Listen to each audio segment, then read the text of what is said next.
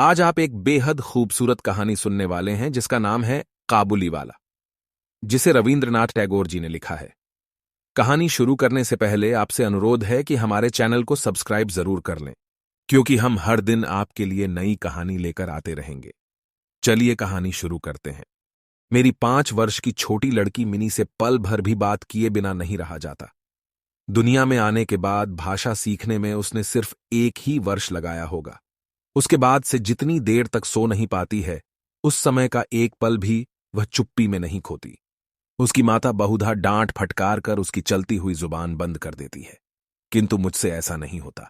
Mini का मौन मुझे ऐसा अस्वाभाविक सा प्रतीत होता है कि मुझसे वह अधिक देर तक सहा नहीं जाता, और यही कारण है कि मेरे साथ उसके भावों का आदान प्रदान कुछ अधिक उत्साह के साथ होता रहता है। सवेरे मैंने अपने उपन्यास के 70वें अध्याय में हाथ लगाया ही था कि इतने में मिनी ने आकर कहना आरंभ कर दिया, बाबा, रामदयाल दरबान कल काक को कौआ कहता था। वह कुछ भी नहीं जानता है ना बाबा? विश्व की भाषाओं की विभिन्नता के विषय में मेरे कुछ बताने से पहले ही उसने दूसरा प्रसंग छेड़ दिया। बाबा, भोला कहता था, आकाश मुंह से पानी फेंकता है, इसी से वर्षा होती है। अच्छा बाबा, भोला झूठ मूठ कहता है ना, खाली बकबक किया करता है, दिन रात बकता रहता है। इस विषय में मेरी राय की तनिक भी राह न देखकर चट से धीमे स्वर में एक जटिल प्रश्न कर बैठी। बाबूजी, मां तुम्हारी कौन लगती है? उसके इस प्रश्न का उत्तर देना किसी भनवर में फंसने बराबर था, इसलिए मैंने उसका ध्यान हटाने के लिए कहा, मिनी तू जा, भोला के साथ खेल, मुझे अभी काम है। अच्छा। तब उसने मेरी मेज के पार्श्व में पैरों के पास बैठकर अपने दोनों घुटने और हाथों को हिला हिलाकर बड़ी शीघ्रता से मुंह चलाकर अटकन बटकन दही चटाके कहना आरंभ कर दिया। जबकि मेरे उपन्यास के अध्याय में प्रताप सिंह उस समय कंचनमाला को लेकर रात के गहरे अंधेरे में बंदी गृह के ऊंचे झरोखे से नीचे कलकल करती हुई सरिता में कूद रहा था। मेरा घर सड़क के किनारे पर था। सहसा मिनी अपने अटकन बटकन को छोड़कर कमरे की खिड़की के पास दौड़ गई और जोर जोर से चिल्लाने लगी, काबुली वाला, ओ काबुली वाला! मैले कुचैले ढीले कपड़े पहने, सिर पर साफा बांधे, कंधे पर सूखे फलों की मैली झोली लटकाए, हाथ में अंगूरों की कुछ पिटारियां लिए एक लंबा तगड़ा सा काबुली वाला धीमी सी चाल से सड़क पर जा रहा था। उसे देखकर मेरी छोटी बेटी के हृदय में कैसे भाव उदय हुए यह बताना असंभव है। उसने जोरों से पुकारना शुरू किया। मैंने सोचा, अभी झोली कंधे पर डाले, सर पर एक मुसीबत आ खड़ी होगी और मेरा 70वां अध्याय आज अधूरा रह जाएगा। किंतु मिनी के चिल्लाने पर ज्यों ही काबुली वाले ने हंसते हुए उसकी ओर मुंह फेरा और घर की ओर बढ़ने लगा, त्यों ही मिनी भय खाकर भीतर भाग गई। फिर उसका पता ही नहीं लगा कि कहां छिप गई। उसके छोटे से मन में वह अंधविश्वास बैठ गया था कि उस मैली कुचैली झोली के अंदर ढूंढने पर उस जैसी और भी जीती जागती बच्चियां निकल सकती हैं। इधर काबुली वाले ने आकर मुस्कुराते हुए मुझे सलाम किया। मैंने सोचा, वास्तव में प्रताप सिंह और कंचनमाला की दशा अत्यंत संकटापन्न है, फिर भी घर में बुलाकर इससे कुछ न खरीदना अच्छा न होगा। कुछ सौदा खरीदा गया। उसके बाद मैं उससे इधर उधर की बातें करने लगा। खुद रहमत, रूस, अंग्रेज, सीमांत रक्षा के बारे में गपशप होने लगी। आखिर में उठकर जाते हुए उसने अपनी मिली जुली भाषा में पूछा, बाबूजी, आपकी बच्ची कहां गई? मैंने मिनी के मन से व्यर्थ का भय दूर करने के लिए उसे भीतर से बुलवा लिया। वह मुझसे बिल्कुल सटकर काबुली वाले के मुख और झोली की ओर संदेह से देखती खड़ी रही। काबुली वाले ने झोली में से किशमिश और खूबानी निकाल कर देना चाहा, पर उसने नहीं लिया और दुगुने संदेह के साथ मेरे घुटनों से लिपट गई। काबुली वाले से उसका पहला परिचय इस प्रकार हुआ। इस घटना के कुछ दिन बाद एक दिन सवेरे मैं किसी आवश्यक कार्यवश बाहर जा रहा था। देखूं तो मेरी बिटिया दरवाजे के पास बेंच पर बैठी हुई काबुली वाले से हंस हंसकर बातें कर रही हैं, और काबुली वाला उसके पैरों के समीप बैठा बैठा मुस्कुराता हुआ उन्हें ध्यान से सुन रहा है और बीच बीच में अपनी राय मिलीजुली भाषा में व्यक्त करता जाता है। मिनी को अपने 5 वर्ष के जीवन में बाबूजी के सिवा ऐसा धैर्य वाला श्रोता शायद ही कभी मिला हो। मिनी की झोली बादाम किशमिश से भरी हुई थी। मैंने काबुली वाले से कहा, इसे यह सब क्यों दे दिया? अब कभी मत देना, कहकर कुर्ते की जेब से एक अठन्नी निकालकर उसे दी। उसने बिना किसी हिचक के अठन्नी लेकर अपनी झोली में रख ली। कुछ देर बाद घर लौटकर देखता हूं तो उस अठन्नी ने बड़ा भारी उपद्रव खड़ा कर दिया है। मिनी की मां एक सफेद चमकीला गोलाकार पदार्थ हाथ में लिए डांट डपट कर मिनी से पूछ रही थी, तूने ये अठन्नी पाई कहां से, बता? मिनी ने कहा, काबुली वाले ने दी है। काबुली वाले से तूने अठन्नी ली कैसे, बता। मिनी ने रोने का उपक्रम करते हुए कहा, मैंने मांगी नहीं थी, उसने आप ही दी है। मैंने जाकर मिनी की उस अकस्मात मुसीबत से रक्षा की और उसे बाहर ले आया। पूछने पर मालूम हुआ कि इस दौरान में काबुली वाला रोज आता रहा है और पिस्ता बादाम की रिश्वत दे देकर मिनी के छोटे से हृदय पर बहुत अधिकार कर लिया है। देखा कि इस नई मित्रता में बंधी हुई बातें और हंसी ही प्रचलित है। जैसे मेरी बिटिया रहमत को देखते ही हंसती हुई पूछती, काबुली वाला, ओ काबुली वाला, तुम्हारी झोली के भीतर क्या है? काबुली, जिसका नाम रहमत था, एक अनावश्यक चंद्रबिंदु जोड़कर मुस्कुराता हुआ उत्तर देता, हां बिटियां। उसके परिहास का रहस्य क्या है यह तो नहीं कहा जा सकता, फिर भी इन नए मित्रों को इससे तनिक विशेष खेल सा प्रतीत होता है और जाड़े के प्रभात में एक सयाने और एक बच्ची की सरल हंसी सुनकर मुझे भी बड़ा अच्छा लगता। उन दोनों मित्रों में और भी एक आध बात प्रचलित थी। रहमत मिनी से कहता, तुम ससुराल कभी नहीं जाना? अच्छा, हमारे देश की लड़कियां जन्म से ही ससुराल शब्द से परिचित रहती हैं, किंतु हम लोग कुछ नई पीढ़ी के होने के कारण इतनी सी बच्ची को ससुराल के विषय में विशेष ज्ञानी नहीं बना सके थे। रहमत का अनुरोध वह स्पष्ट रूप से नहीं समझ पाती थी। इस पर भी किसी बात का उत्तर दिए बिना चुप रहना उसके स्वभाव के बिल्कुल ही विरुद्ध था। उलटे वह रहमत से ही पूछती, तुम ससुराल जाओगे? रहमत काल्पनिक श्वसुर के लिए अपना जबरदस्त घूंसा तान कर कहता, हम ससुर को मारेगा। सुनकर मिनी ससुर नामक किसी अनजाने जीव की दुर्वस्था की कल्पना करके खूब हंसती। देखते देखते जाड़े की सुहावनी ऋतु आ गई। पूर्व युग में इसी समय राजा लोग दिग्विजय के लिए कूच करते थे। मैं कलकत्ता छोड़कर कभी कहीं नहीं गया, शायद इसीलिए मेरा मन ब्रह्मांड में घूमा करता है, यानी मैं अपने घर में ही चिर प्रवासी हूं। बाहरी ब्रह्मांड के लिए मेरा मन सर्वदा आतुर रहता है। किसी विदेश का नाम आगे आते ही मेरा मन वहीं की उड़ान लगाने लगता है। इसी प्रकार किसी विदेशी को देखते ही तत्काल मेरा मन सरिता पर्वत बीहड़ वन के बीच में एक कुटीर का दृश्य देखने लगता है और एक उल्लासपूर्ण स्वतंत्र जीवन यात्रा की बात कल्पना में जाग उठती है। इधर देखा तो मैं ऐसी प्रकृति का प्राणी हूं जिसका अपना घर छोड़कर बाहर निकलने में सिर कटता है। यही कारण है कि सवेरे के समय अपने छोटे से कमरे में मेज के सामने बैठकर उस काबुली वाले से गपशप लड़ाकर बहुत कुछ भ्रमण का काम निकाल लिया करता हूं। मेरे सामने काबुल का पूरा चित्र खींच जाता। दोनों ओर ऊबड़ खाबड़ लाल लाल ऊंचे दुर्गम पर्वत हैं और रेगिस्तानी मार्ग, उन पर लदे हुए ऊंटों की कतार जा रही है। ऊंचे ऊंचे साफे बांधे हुए सौदागर और यात्री कुछ ऊंट की सवारी पर हैं तो कुछ पैदल ही जा रहे हैं। किन्हीं के हाथों में बर्छा है तो कोई बाबा आदम के जमाने की पुरानी बंदूक थामे हुए है। बादलों की भयानक गर्जन के स्वर में काबुली लोग अपने मिली जुली भाषा में अपने देश की बातें कर रहे हैं। मिनी की मां बड़ी वहमी तबीयत की है। राह में किसी प्रकार का शोरगुल हुआ नहीं कि उसने समझ लिया कि संसार भर के सारे मस्त शराबी हमारे ही घर की ओर दौड़े आ रहे हैं। उसके विचारों में यह दुनिया इस छोर से उस छोर तक चोर डकैत मस्त शराबी सांप बाघ रोगों मलेरिया तिलचट्टे और अंग्रेजों से भरी पड़ी है। इतने दिन हुए इस दुनिया में रहते हुए भी उसके मन का यह रोग दूर नहीं हुआ। रहमत काबुली वाले की ओर से भी वह पूरी तरह निश्चिंत नहीं थी। उस पर विशेष नजर रखने के लिए मुझसे बार बार अनुरोध करती रहती। जब मैं उसके शक को परिहास के आवरण से ढकना चाहता तो मुझसे एक साथ कई प्रश्न पूछ बैठती। क्या कभी किसी का लड़का नहीं चुराया गया? क्या काबुल में गुलाम नहीं बिकते? क्या एक लंबे तगड़े काबुली वाले के लिए एक छोटे बच्चे का उठा ले जाना असंभव है? इत्यादि। मुझे मानना पड़ता कि यह बात बिल्कुल असंभव भी नहीं है। भरोसा करने की शक्ति सब में समान नहीं होती।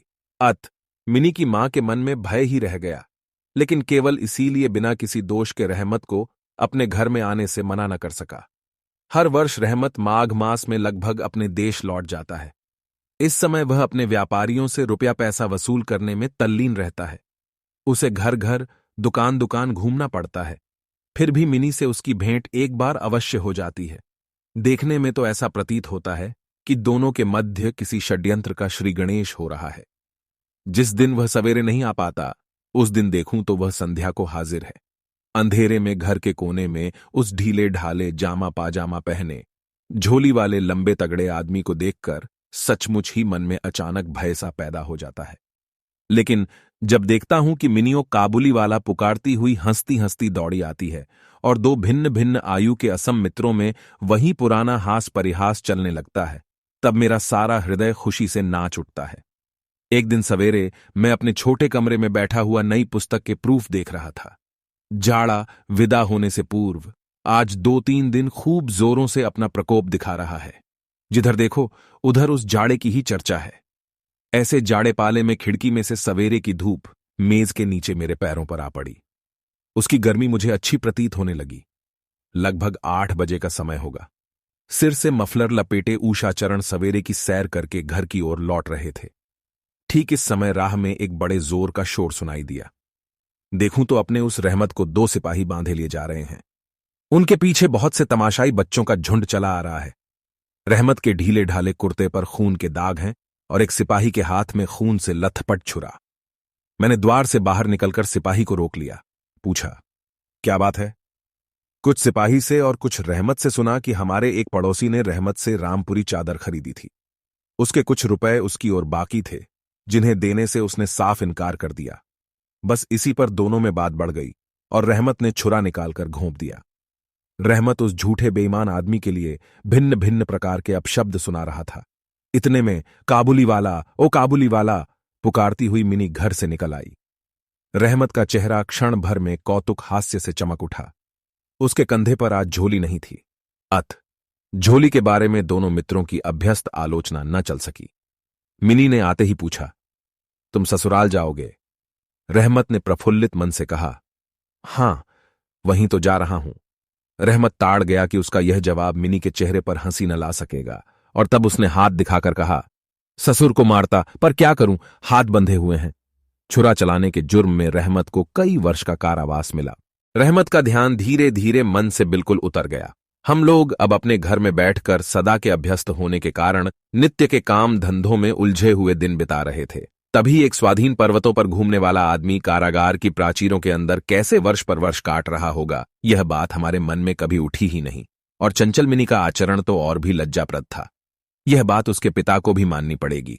उसने सहज ही अपने पुराने मित्र को भूलकर पहले तो नब्बी सईस के साथ मित्रता जोड़ी, फिर क्रमश जैसे जैसे उसकी वयोवृद्धि होने लगी वैसे वैसे सखा के बदले एक के बाद एक उसकी सखियां जुटने लगीं।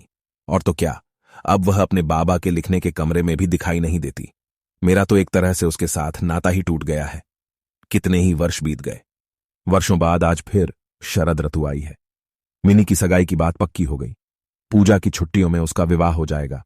कैलाशवासिनी के साथ साथ अब की बार हमारे घर की आनंदमयी मिनी भी मां बाप के घर में अंधेरा करके ससुराल चली जाएगी।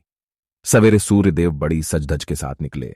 वर्षों के बाद शरद ऋतु की यह नई धवल धूप सोने में सुहागे का काम दे रही है। कलकत्ता की संकरी गलियों से परस्पर सटे हुए पुराने टूटे फूटे घरों के ऊपर भी इस धूप की आभा ने एक प्रकार का अनोखा सौंदर्य बिखेर दिया है। हमारे घर पर सूर्यदेव के आगमन से पूर्व ही शहनाई बज रही है।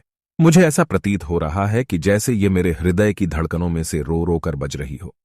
उसकी करुण भैरवी रागिनी मानो मेरी विच्छेद पीड़ा को जाड़े की धूप के साथ सारे ब्रह्मांड में फैला रही है। मेरी मिनी का आज विवाह है। सवेरे से घर बवंडर बना हुआ है। हर समय आने जाने वालों का तांता बंधा हुआ है। आंगन में बांसों का मंडप बनाया जा रहा है। हर एक कमरे और बरामदे में झाड़ फानूस लटकाए जा रहे हैं और उनकी टकटक की आवाज मेरे कमरे में आ रही है। चलो रे, जल्दी करो, इधर आओ की तो कोई गिनती ही नहीं है। मैं अपने लिखने पढ़ने के कमरे में बैठा हुआ हिसाब लिख रहा था। इतने में रहमत आया और अभिवादन करके खड़ा हो गया। पहले तो मैं उसे पहचान न सका। उसके पास न तो झोली थी और न पहले जैसे लंबे लंबे बाल और न चेहरे पर पहले जैसी दिव्य ज्योति ही थी। अंत में उसकी मुस्कान देखकर पहचान सका कि वह रहमत है। मैंने पूछा, क्यों रहमत, कब आए? उसने कहा, कल शाम को जेल से छूटा हूं। सुनते ही उसके शब्द मेरे कानों में खट से बज उठे। किसी खूनी को मैंने कभी आंखों से नहीं देखा था। उसे देखकर मेरा सारा मन एकाएक सिकुड़ सा गया। मेरी यही इच्छा होने लगी कि आज के इस शुभ दिन में वह इंसान यहां से टल जाए तो अच्छा हो। मैंने उससे कहा, आज हमारे घर में कुछ आवश्यक काम है, सो आज मैं उसमें लगा हुआ हूं। आज तुम जाओ, फिर आना। मेरी बात सुनकर वह उसी क्षण जाने को तैयार हो गया, पर दरवाजे के पास आकर कुछ इधर उधर देखकर बोला, क्या बच्ची को तनिक नहीं देख सकता? शायद उसे यही विश्वास था कि मिनी अब तक वैसी ही बच्ची बनी है। उसने सोचा हो कि मिनी अब भी पहले की तरह काबुली वाला, ओ काबुली वाला पुकारती हुई दौड़ी चली आएगी। उन दोनों के पहले हास परिहास में किसी प्रकार की रुकावट न होगी।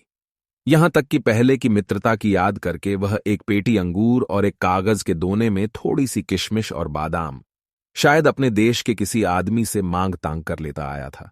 उसकी पहले की मैली कुचैली झोली आज उसके पास न थी। मैंने कहा, आज घर में बहुत काम है, सो किसी से भेंट न हो सकेगी। मेरा उत्तर सुनकर वह कुछ उदास सा हो गया। उसी मुद्रा में उसने एक बार मेरे मुख की ओर स्थिर दृष्टि से देखा, फिर अभिवादन करके दरवाजे के बाहर निकल गया। मेरे हृदय में जाने कैसी एक वेदना सी उठी। मैं सोच ही रहा था कि उसे बुलाऊं। इतने में देखा तो वह स्वयं ही आ रहा है। वह पास आकर बोला, ये अंगूर और कुछ किशमिश बादाम बच्ची के लिए लाया था, उसको दे दीजिएगा। मैंने उसके हाथ से सामान लेकर पैसे देने चाहे, लेकिन उसने मेरे हाथ को थामते हुए कहा, आपकी बहुत मेहरबानी है बाबू साहब, हमेशा याद रहेगी, पिसा रहने दीजिए। तनिक रुककर फिर बोला, बाबू साहब, आपकी जैसी मेरी भी देश में एक बच्ची है। मैं उसकी याद कर कर आपकी बच्ची के लिए थोड़ी सी मेवा हाथ में ले आया करता हूं। मैं यह सौदा बेचने नहीं आता। कहते हुए उसने ढीले ढाले कुर्ते के अंदर हाथ डालकर छाती के पास से एक मैला कुचैला मुड़ा हुआ कागज का टुकड़ा निकाला और बड़े जतन से उसकी चारों तहें खोलकर दोनों हाथों से उसे फैलाकर मेरी मेज पर रख दिया। देखा कि कागज के उस टुकड़े पर एक नन्हे से हाथ के छोटे से पंजे की छाप है। फोटो नहीं, तेलचित्र नहीं, हाथ में थोड़ी सी कालिख लगाकर कागज के ऊपर उसी का निशान ले लिया गया है। अपनी बेटी के इस स्मृति पत्र को छाती से लगाकर रहमत हर वर्ष कलकत्ता के गली कूचों में सौदा बेचने के लिए आता है, और तब वह कालिख चित्र मानो उसकी बच्ची के हाथ का कोमल स्पर्श उसके बिछड़े हुए विशाल हृदय में अमृत उड़ेलता रहता है। देखकर मेरी आंखें भर आईं और फिर मैं इस बात को बिल्कुल ही भूल गया कि वह एक मामूली काबुली मेवा वाला है, मैं एक उच्च वंश का रईस हूं। तब मुझे ऐसा लगने लगा कि जो वह है वही मैं हूं, वह भी एक पिता है और मैं भी। उसकी पर्वतवासिनी छोटी बच्ची की निशानी मेरी ही मिनी की याद दिलाती है। मैंने तत्काल ही मिनी को बाहर बुलवाया। हालांकि इस पर अंदर घर में आपत्ति की गई, पर मैंने उस पर कुछ भी ध्यान नहीं दिया। विवाह के वस्त्रों और अलंकारों में लिपटी हुई बेचारी मिनी मारे लज्जा के सिकुड़ी हुई सी मेरे पास आकर खड़ी हो गई। उस अवस्था में देखकर रहमत काबुल पहले तो सकपका गया। उससे पहले जैसी बातचीत न करते बना। बाद में हंसते हुए बोला, लल्ली, सास के घर जा रही है क्या? मिनी अब सास का अर्थ समझने लगी थी। अब उससे पहले की तरह उत्तर देते न बना। रहमत की बात सुनकर मारे लज्जा के उसके कपोल लाल हो उठे। उसने मुंह को फेर लिया। मुझे उस दिन की याद आई जब रहमत के साथ मिनी का प्रथम परिचय हुआ था। मन में एक पीड़ा की लहर दौड़ गई। मिनी के चले जाने के बाद एक गहरी सांस लेकर रहमत फर्श पर बैठ गया। शायद उसकी समझ में यह बात एकाएक साफ हो गई कि उसकी बेटी भी इतने दिनों में बड़ी हो गई होगी और उसके साथ भी उसे अब फिर से नई जान पहचान करनी पड़ेगी। संभवतः वह उसे पहले जैसी नहीं पाएगा। इन 8 वर्षों में उसका क्या हुआ होगा, कौन जाने। सवेरे के समय शरद की स्निग्ध सूर्य किरणों में शहनाई बजने लगी और रहमत कलकत्ता की एक गली के भीतर बैठा हुआ अफगानिस्तान के मेरू पर्वत का दृश्य देखने लगा। मैंने एक नोट निकालकर उसके हाथ में दिया और कहा, रहमत, तुम देश चले जाओ अपनी बेटी के पास। तुम दोनों के मिलन सुख से मेरी मिनी सुख पाएगी। रहमत को रुपए देने के बाद विवाह के हिसाब में से मुझे उत्सव समारोह के 2-1 अंग छांटकर काट देने पड़े। जैसी मन में थी वैसी रोशनी नहीं करा सका। अंग्रेजी बाजा भी नहीं आया। घर में औरतें बड़ी बिगड़ने लगीं। सब कुछ हुआ, फिर भी मेरा विचार है कि आज एक अपूर्व ज्योत्सना से हमारा शुभ समारोह उज्ज्वल हो उठा। यह थी रवींद्रनाथ टैगोर जी द्वारा रचित कहानी काबुली वाला। अगर आपको कहानी पसंद आई तो कमेंट करके जरूर बताइए। हम आपसे कल मिलेंगे एक नई कहानी के साथ।